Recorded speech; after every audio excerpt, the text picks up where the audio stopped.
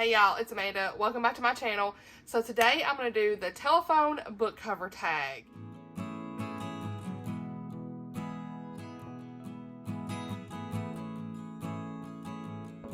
I've been trying to figure out what books I'm going to do for this tag because this is a hard one.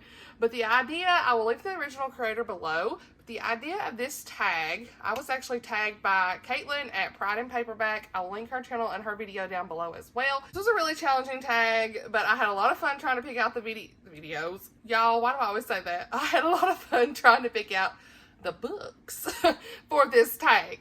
And basically the premise of this is you know how you like had a game of telephone where you tell one person something and the next all that stuff, just like a traditional game of telephone, we're going to try to connect everything together here on our book covers. So I have got 10 books here. The idea is to go off of what the last person in the tag did for their last book and find something that you can connect to that cover. To another book, to the cover of another book. I'm not doing good explaining this, but you get the picture. You'll see what I'm saying. So, Caitlin tagged me from Pride and Paperback, and the last book that she chose was It Ends With Us by Colleen Hoover. I have actually read this book. I don't have it on my shelf or anything, but I had borrowed this from the library several years ago when it came out, and I'm not really a Colleen Hoover person anymore, but that was the last book that I read by her, and it dealt with like an abusive relationship, so very heavy topics. Her books typically do that. She's a very popular author. I do have some of her books on my shelves, one of the early ones. Just a fun fact, I've got 4 of them, and I just can't part with them because they're signed by her. She used to do like where she would write your name and she would sign them, and these were her early ones, and they didn't really have as heavy of a topic as she uses today. So, you know, I did keep them. There's there's even like a bookmark in here. I mean, I would even consider rereading these just to see about the content, because I can't remember what this, I think Confess has got some stuff in it, but I can't remember, these were her first books, I'm pretty sure. And so I can't remember I just can't really remember what the content was in these, but I do have them signed. Anyway, enough about that. I went down the rabbit hole there of telling y'all what Colleen Hoover books I have. But as you can see from the cover of this book, there are pretty flowers and like pink and all these pretty flowers. Beautiful. And so my job is to connect this cover with a book on my shelf, whether it's read or to be read. Now, the original creator did say that, hey, you could do like a challenge yourself and only pick books that you want to read or only pick books that you've read. But for the sake of this video, it was hard anyway, y'all. So I just ended up picking up books that either I had read, some I have, and some I haven't. So without further ado, let's do it. So as y'all can see on the cover here for It Ends With Us, there are some beautiful flowers on this cover. Gorgeous. This is a really pretty cover. I love it. So I chose to tie this with Denise Hunter's On Magnolia Lane. I thought that it just matched beautifully. I thought it matched beautifully with the flowers here with this tree. It was just beautiful. This blossom here, I just loved it so much. Gorgeous. And this is a Christian contemporary romance. Denise Hunter, I have read Riverbend Gap by her and Bookshop by the Sea, and she's kind of a hit or miss author for me. I did like Bookshop by the Sea. Riverbend Gap was not a favorite of mine. It was okay. You'll know more about it in my wrap up. But so yeah, I'm excited to get to this though. I still think that she writes really well and has kind of that addictive writing. But like I said, this is a Blue Ridge romance. I don't even know if it's book 1 or not, honestly, but we're just gonna go. So this sounds kind of like this pastor does a dating app and then starts like talking to the girl, but like this kind of reminds you of like Tacos for Two in a way. Like there's an online dating thing going on. This seems more like dramatic, of course, not like Tacos for Two. It's kind of more I don't know, whimsical. Girl named Daisy, the pastor's name's Jack. He's her counselor, but he doesn't want to risk their relationship, but he's hopelessly in love with her. Daisy's a southern small town girl, works at her family flower shop, but she doesn't have someone to share her life with. She has really bad disasters doing online dating until she meets TJ, but his friend decided to use his initials to set up a dating profile app. And he's finally afforded the opportunity to show her a different side of himself, and he's sucked into the plan before he has time for second thoughts. Okay, I might like this one. You know, I really think I might like this one because they're like having an online dating app thing, and then like she doesn't know she's talking to him. I think that's what I'm getting out of this. Maybe I don't know, way off, but that's what it sounds like. So yeah. Anyway, so back to what I'm saying. So we have these beautiful flowers on the tree, y'all. So I tied this book. Here comes Peanut. Y'all ready to see him? Y'all will see him. Sorry, what is this? What is this video? Say hi, P. Hi, P.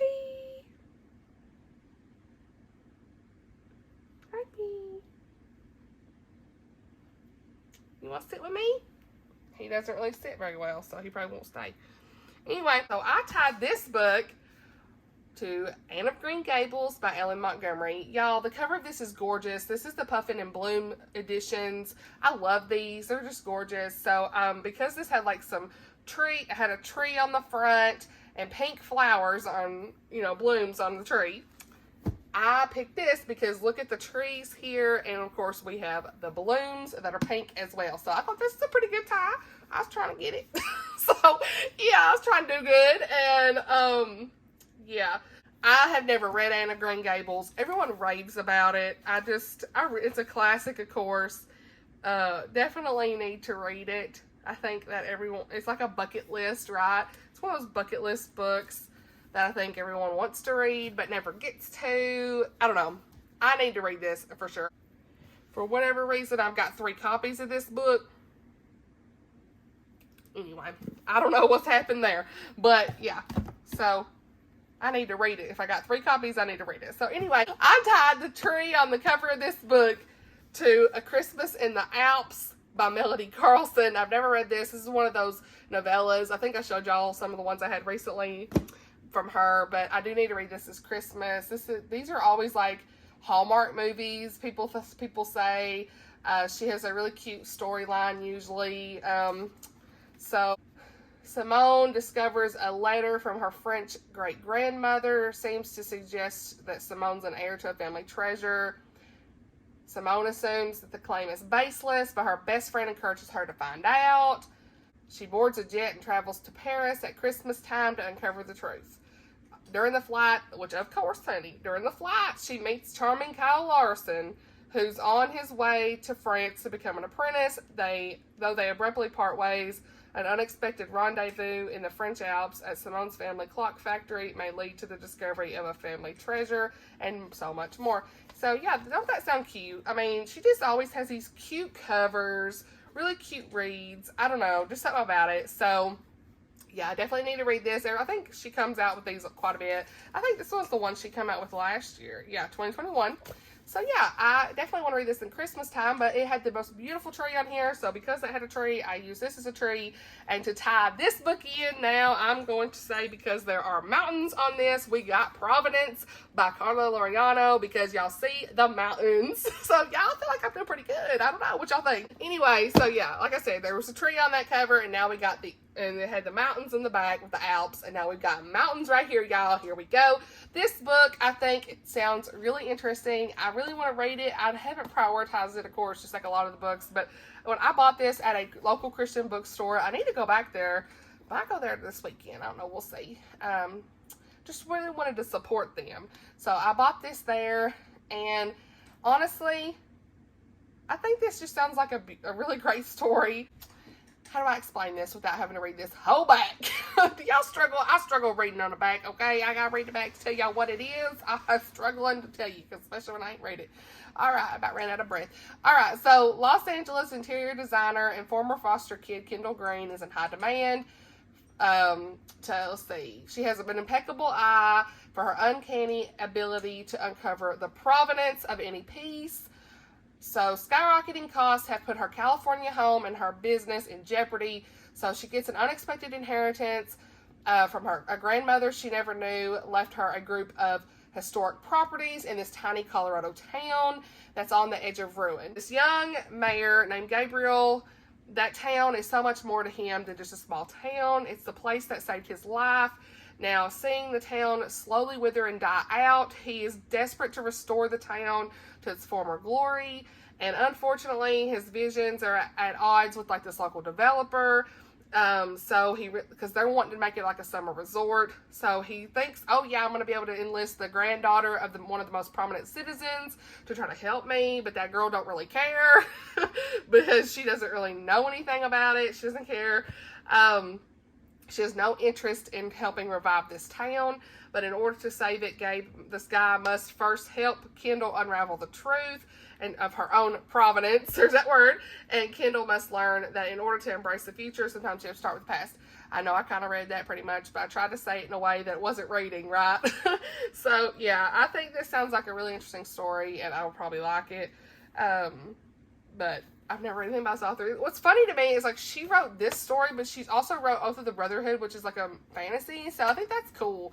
I've said that before. I think that's really cool when you can write, like, different genres of books and all that stuff, so, yeah. So, you can also see there's cars and buildings on the bottom here, right? So, I was trying to, like, do different here, not just do another mountains. So, because there are cars and buildings here, I tied that with Lynn Austen, A Woman's Place. So, yeah, I think I'm trying to do something different. But, you know, there are buildings in the back, and there's old-timey cars. So, I thought this would be really cool to tie in with the front here at the bottom, like y'all can see. So, yeah, ignore my fingernails because 2 of them have broke and I'm supposed to go get my nails done tomorrow. Please ignore them. Anyway, so this book is a Christian historical fiction. Y'all already know I really like Lynn Austen. I've read 2 of her books already. I really need to finish the Waves of Mercy series. This is about women during the wartime, and I think this will be great. I'm here for this. So, I really need to read this, y'all. This might be really good for the fall. I just love Lynn Austen and her writing, y'all. Alright, so the back of this says, they watch their sons, their brothers, their husbands enlist to fight a growing menace across the seas. And then when their nation asked, they answered the call as well. So this is about 4 women, Virginia, Helen, Rosa, and Jean. Virginia longs to find a purpose beyond others' expectations. Helen is driven by a loneliness that money cannot fulfill. Rosa is desperate to flee her in-laws' rules, and Jean hopes to prove herself in a man's world. Early 1940s, this unlikely gathering of women will experience life in sometimes startling new ways as their beliefs are challenged and they struggle towards a new understanding of what love and sacrifice truly mean. So, yeah, I think this will be a really wonderful read. Just gorgeous cover. I love how we've got these women here, and just everything about this speaks to me. So this might be a little bit reaching, but I struggled a little bit. But because we've got this, like, these old buildings and everything, I tied this in with The Socialite by Janelle, what's her name? Shizelski. I don't know. Janelle Shizelski. Sorry if I'm saying her name wrong. But I'm really bad with names, you already know. But yeah, because of these, like, these buildings on the cover, I tied it in with all these buildings here in the background. So, what is the about? This is definitely a Christian fiction. Glamour, treachery, and romance collide when an English socialite throws herself into the dangerous arms of Nazi-occupied Paris. So, Kat always plays by the rules. Her little sister, Ellie, lives to break them. After running to Paris, Ellie has disgraced the Whitfords, their family, by taking up with a Nazi officer and living in luxury as the world around her burns. Ellie has no intention of returning to a life dictated by the British upper class, but Kat is determined to change her reckless sister's mind and save her family's reputation, even if it means stealing into Nazi-occupied France. Kat meets a Scotsman. A Scotsman? Y'all. Why did I not? What am I saying? A Scotsman. How did I not know about this? Why are you hiding that on my shelf? Okay. On her first night in Paris, Kat meets Scotsman Barrett Anderson, the owner of a local bar and undercover agent training resistance fighters. In addition to his political identity, he's keeping a secret from his 2 sisters. Her father has hired him to return them safely to London. Barrett proves successful. The payout will afford him a new chance at life and escape from his dark past, an opportunity he cannot afford to lose. And then it sounds like he discovers Kat's social wiles could be useful to the cause, so they join forces to infiltrate the Nazis' inner circle, blah, blah, blah. So, yeah. She meets a Scotsman. Y'all already know. Outlander, honey. Love the Scottish stuff. We got that going on. All right. So, yes, ma'am. Anyway, that was too long. So, yeah. Anyway, because of this, back to the tag, okay? Y'all, I'm getting, like, in a rabbit hole of what the books are about. So, anyway. So, yeah. The Socialite. World War II time period. Sounds like it's got romance. Here for that. And we've got this beautiful red dress. So because we have the beautiful red dress, y'all already know, baby girl is going to be picking Julie Klassen, The Bridge to Belle Island, because this book is beautiful and it just, the red dress feel is gorgeous. So anyway, so we've got the red dress here, and I have read this one. I ain't read none of them.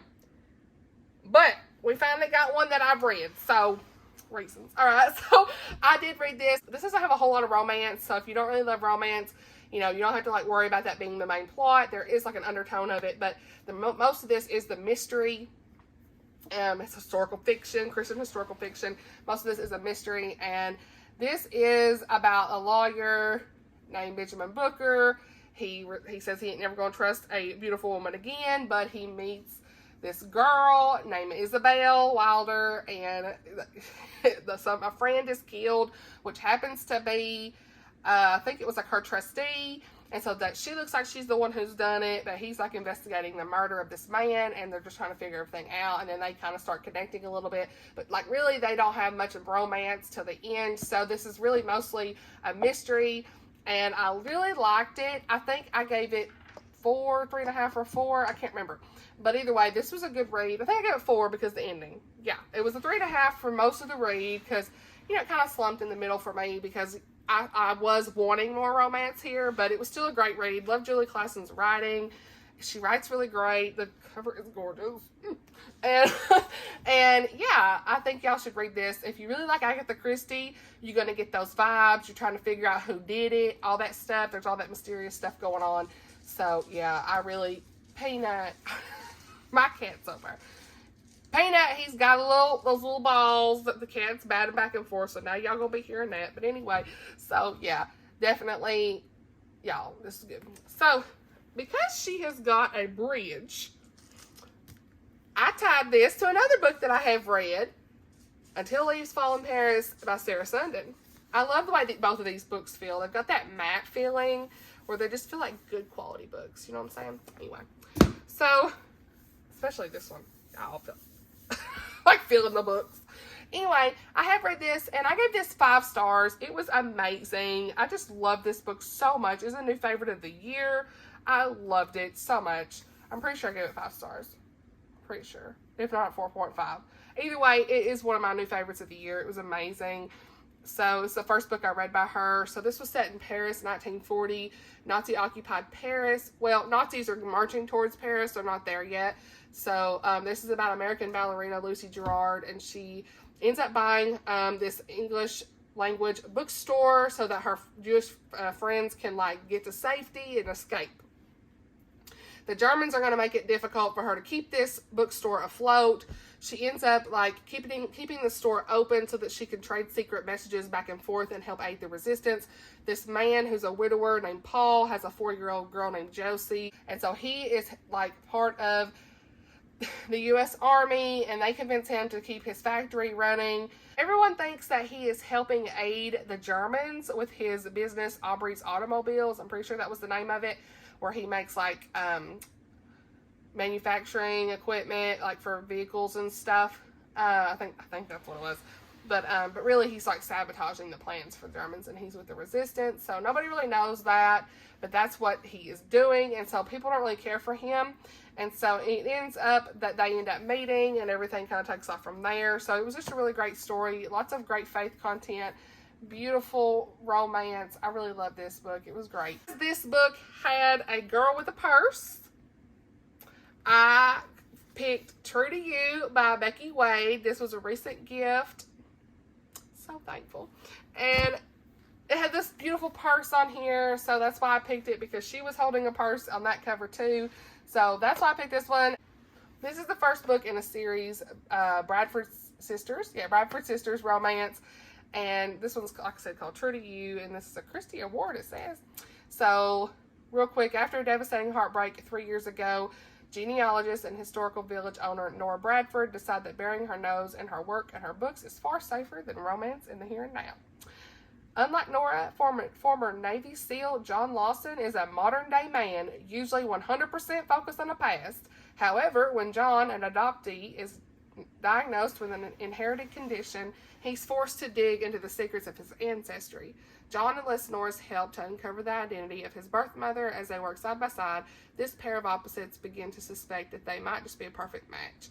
So, yeah, I just really think this will be great. I've got to read this soon, especially since it's a gift. I really want to read it soon so I can give my thoughts on it. So, yeah, because this is a Christian contemporary romance, obviously. But, because of this beautiful greenery in the back, y'all, I wanted to end with something that I hope's going to be a new favorite. Picked up a book that I hope will be great, and hopefully I get to it in July, but we'll see. This is a beautiful The Summer House. Y'all, look at that. Talked about this in my recent book haul and my vlog. I mean, I got to read this. So, because it's all about the South. We are here for the South, baby girl. It's in Tennessee, and I'm going to read this. This is a beautiful Southern story. Has faith, family, second chances. It's about a girl named Lily Bishop who wakes up one morning and finds a goodbye note and divorce papers from her husband. She's in Alabama, and she's got a friend named Rose, who built a small retirement village. So basically Lily's trying to like build up her life again in that community, and so she ends up like working with Rose at this retirement village. And then Lily and Rose form an unlikely friendship, and then she's drawn to Rose's nephew, a single dad and Trimper, who's had some practice at starting over. So, yeah, this scanning through, that's what I could pick out real fast. I hope I picked that out correctly. So, this is the final book for the tag. Now, whoever I tag has got to find something on their shelves to connect with this book. Hopefully, it'll be pretty easy, and you can just put a picture in your video of this if you want. But because this has like a front porch, we've got some beautiful lights up top, and we got the gorgeous backdrop with the greenery. I hope you'll find something easy. I'm going to tag 3 people, okay? I'm going to tag Miriam from Miriam Elizabeth Reads, because I can't wait to see what she got. And then I'm going to tag Holly from Lovely Day with Holly, because she's got plenty of shelves too. And then girl, we gonna tag Chrissy from Chrissy's Purple Library, because on the backdrop, I seen all her shelves. Surely she got something good. So I'm gonna just tag all 3 of you lovely ladies to do this video. And I think that it'll be really fun for a book tag. So basically, like I said, all you gotta do is look at the cover of this book, find 10 books on your shelves that you can connect something, just like I have done in this video, whether it's something on the cover that ties in, whether it's the font, the colors, just like an object on there. I pretty much pick the objects or the backdrop and that kind of stuff.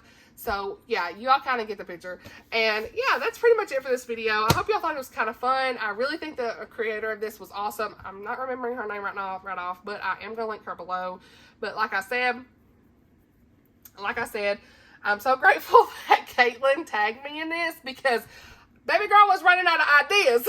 So I'm so glad that I had another idea for another video. So yeah, if you're not following all these lovely ladies that I've mentioned in here, please follow them below. Give them some love. I really appreciate everyone's support on my channel lately. Y'all have been so wonderful. We're nearing 500 subs, y'all. So can't wait. Once I get 500, we're going to do a giveaway. It's going to be great. Got to go get the books that I'm going to do for my giveaway pretty soon, because I know I'll probably hit 500 sooner or later. Maybe at least by the end of the year, I'll probably hit 500, I hope, because that's just like 50 more subs. But yeah, really appreciate everyone's support on this channel and just all the videos I'm making and books I'm reading. Love all the chats we have. Love everyone for being so great. Thank you all so much for supporting me. Thank you all for watching. Hope you enjoyed that video, and I will see you all in the next one. Bye, y'all.